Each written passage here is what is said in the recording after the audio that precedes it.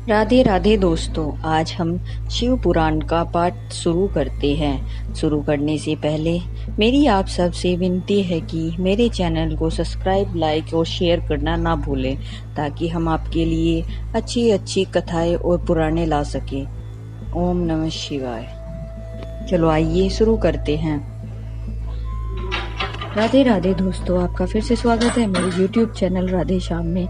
आज हम आपको सृष्टि का वर्णन सुनाते हैं। चलो आइए शुरू करते हैं। तदंतर नारद जी के पूछने पर ब्रह्मा जी बोले, मुने हमें पूर्ववत आदेश देकर जब महादेव जी अंतर्ध्यान हो गए, तब मैं उनकी आज्ञा का पालन करने के लिए ध्यान मग्न हो कर्तव्य का पालन विचार करने लगा। उस समय भगवान शंकर को नमस्कार करके श्री हरि से ज्ञान पाकर परमानंद को प्राप्त हो मैंने सृष्टि करने का भी निश्चय किया। तात भगवान विष्णु भी वहाँ सदाशिव को प्रणाम करके मुझे आवश्यक उपदेश दे तत्काल अदृश्य हो गए। वे ब्रह्मांड से बाहर जाकर भगवान शिव की कृपा प्राप्त करके वैकुंठ धाम में जा पहुँचे और सदा वहीं रहने लगे। मैंने सृष्टि की इच्छा से भगवान शिव और विष्णु का स्मरण करके पहले से के रचे हुए जल में अपनी अंजलि डालकर जल को ऊपर की ओर उछाला। इससे वहां एक अंड प्रकट हुआ जो 24 तत्वों का समूह कहा जाता है। वह विराट आकार वाला अंड जड़ रूप ही था। उसमें चेतना का था। चेतनता न देखकर मुझे बड़ा संशय हुआ और मैं अत्यंत कठोर तप करने लगा। 12 वर्षों तक विष्णु के चिंतन में लगा रहा। तात वह समय पूर्ण होने पर भगवान श्री हरि स्वयं प्रकट हुए और बड़े प्रेम से मेरे अंगों का स्पर्श करते हुए मुझे प्रसन्नता पूर्वक बोले। श्री विष्णु ने कहा, ब्राह्मण, तुम पर वर मांगो, मैं प्रसन्न हूँ। तुम मुझे तुम्हारे लिए कुछ भी अधीय नहीं है। भगवान शिव की कृपा से मैं सब कुछ देने में समर्थ हूँ। ब्रह्मा जी बोले, अर्थात मैं कहता हूँ महाभाग, आपने जो मुझ पर कृपा की है वह सर्वथा उचित ही है, क्योंकि भगवान शिव शंकर मुझे आपके हाथ में सौंप दिया है। विष्णु, आपको नमस्कार है। आज मैं आपसे जो कुछ मांगता हूँ उसे दीजिए। प्रभु, यह विराट रूप 24 तत्वों से बना हुआ अंड किसी तरह चेतन नहीं हो रहा है, जड़ी भूत दिखाई देता है। हरे, इस समय भगवान शिव की कृपा से आप यहाँ प्रकट हुए हैं, अतः शंकर की सृष्टि शक्ति या विभूति से प्रकट हुए इस अंड में चेतनता लाइए। मेरे ऐसा कहने पर शिव की आज्ञा में तत्पर रहने वाले महाविष्णु ने अंतर रूप का आश्रय लिए उस अंड में प्रवेश किया। उस समय उन परम विष्णु पुरुष के सहस्त्रों मस्तक, सहस्त्रों नेत्र और सहस्त्रों पैर थे। उन्होंने भूमि को सब ओर से घेर कर उस अंड को व्याप्त कर दिया। मेरे द्वारा भली भांति स्तुति की जाने पर जब श्री विष्णु ने उस अंड में प्रवेश किया, तब वह 24 तत्वों का विकार रूप अंड सचेत हो गया। पाताल से लेकर सत्यलोक तक की अवधि वाले उस अंड के रूप में वहां साक्षात श्री हरि ही विराजने लगे। उस विराट अंड में व्यापक होने से ही वे प्रभु विराज पुरुष कहलाए।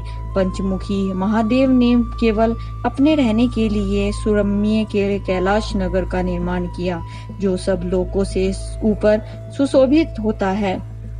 देववर संपूर्ण ब्रह्मांड का नाश हो जाने पर भी वैकुंठ और कैलाश, इन 2 धामों का यहाँ कभी नाश नहीं होता। मुनि श्रेष्ठ, में सत्यलोक का आश्रय लेकर यह रहता हूँ। तात महादेव जी की आज्ञा से ही मुझ में सृष्टि रचने की इच्छा उत्पन्न हुई है।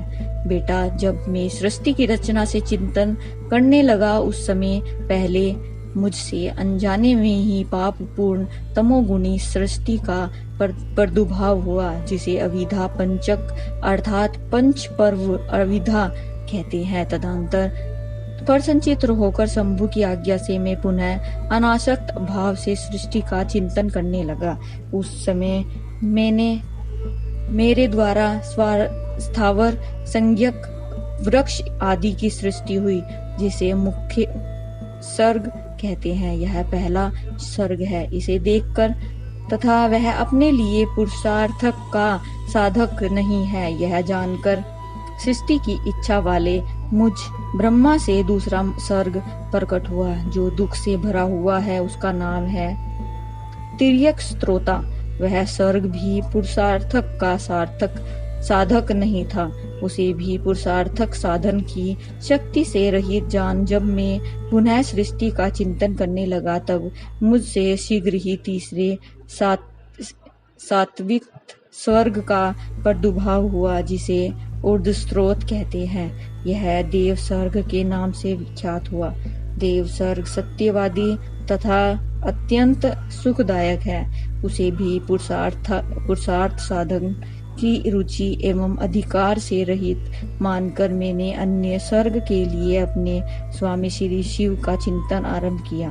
तब भगवान शंकर की आज्ञा से एक रजोगुणी साक्षांड का प्रादुर्भाव हुआ, जिसे अर्वक श्रोता कहा गया है। इस स्वर्ग के प्राणी मनुष्य हैं जो पुरुषार्थ साधन के उच्च अधिकारी हैं। तदंतर महादेव जी की आज्ञा से भूत आदि की सृष्टि हुई। इस प्रकार मैंने 5 तरह की विकृत सृष्टि का वर्णन किया है, जिसके सिवा 3 प्राकृत सर्ग भी कहे गए हैं, जो मुझ ब्रह्मा के सानिध्य से प्रकृति से ही प्रकट हुए हैं। इसमें पहला महत्व का सर्ग है, दूसरा सूक्ष्म भूतों तथा तन्मंत्राओं का सर्ग है और तीसरा वैकारिक सर्ग कहलाता है। इस तरह ये 3 प्रकार सर्ग हैं। प्राकृत और वैकृत दोनों प्रकार के सर्गों को मिलाने से 8 सर्ग होते हैं।